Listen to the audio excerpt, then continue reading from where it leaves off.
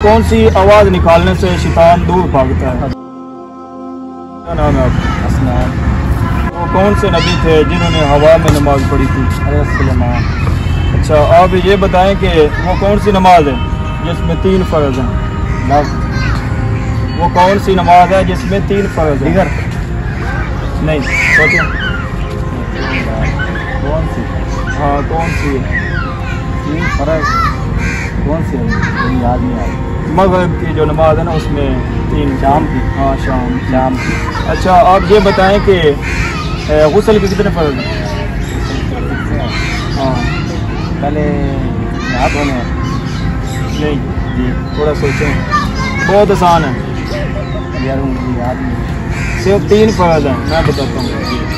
पहला फ़र्ज़ जो है वो है 3 बार कुली करना, मतलब अदा से कुली करना। हाँ, गरारे करना, गरारे करना। हाँ, नाक में पानी। हाँ जी।